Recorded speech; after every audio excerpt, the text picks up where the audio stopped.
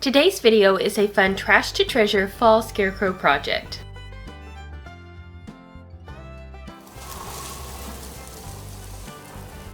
This particular scarecrow was created for a local fall festival. We used a glass cube which was found in the dumpster. Then we took a battery-operated string of old fairy lights and placed them around the cube. We duct taped the battery pack on the side of the cube. We also had a piece of burlap that had been discarded. Now, since the burlap looks very scarecrowy, we took it and formed it to fit around the cube.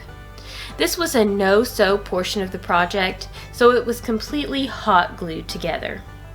We made a slit on the side of the burlap so that it would fit over the battery pack on the cube.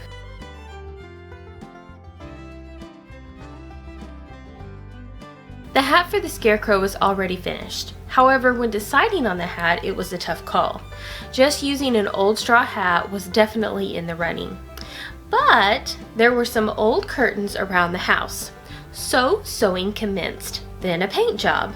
And since we liked the outcome, the scarecrow got a hat made from old curtains. Okay, so now we're going on to new work. To make sure that the hat stands up nice and tall, we're going to take two old wire hangers and place them inside the hat. We are also stuffing the hat with old grocery sacks.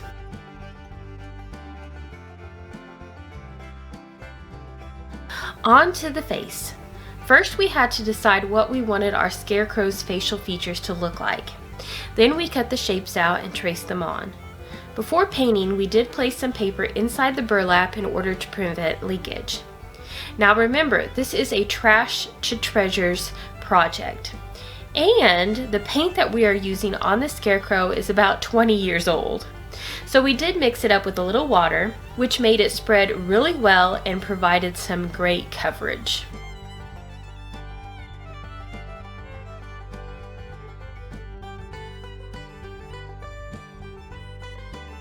I am dedicating today's video in memory of my 93-year-old grandfather who just passed away this month.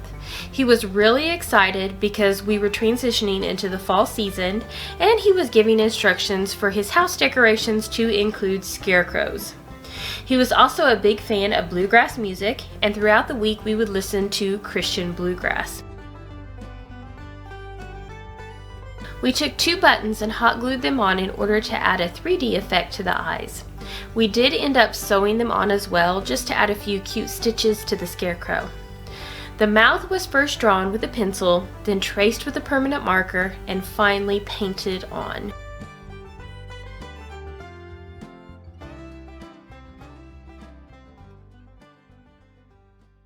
We added a little bit of white on the outside of our buttons to continue the 3D effect. We did end up painting both of the buttons green, so not to worry, our scarecrow does have matching eyes. Also, just a dab of white in the corners of the eyes adds a little bit of sparkle to your scarecrow. We created a cute fall colored bow for our scarecrow's hat for fun, and then hot glued it in place.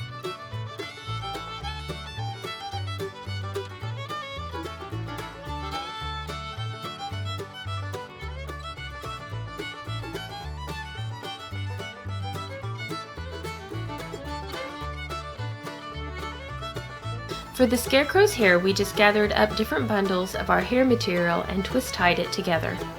Then we hot glued it all the way around the edging of the hat. Now that it is all hot glued on, we are going to go around and give our scarecrow a little haircut or hair trim, just shaping his hair to look the way we want it to.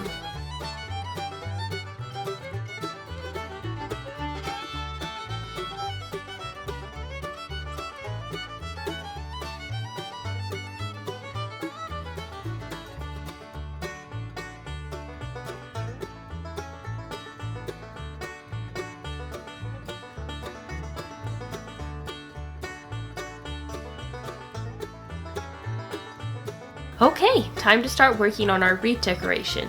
We start by cutting even amounts of the decorative ribbon.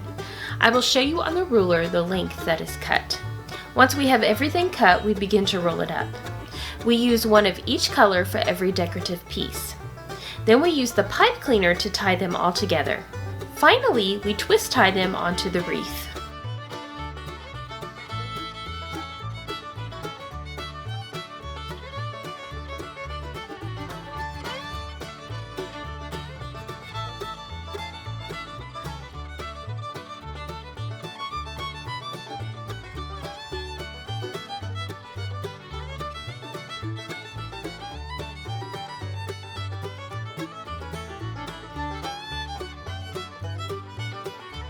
When creating the wreath, I like to do even amounts of each decoration. They are just pushed into the wreath or twist tied on. This provides you with the flexibility of changing out your decorations, just in case you happen to get tired of what is on there or if they should get damaged.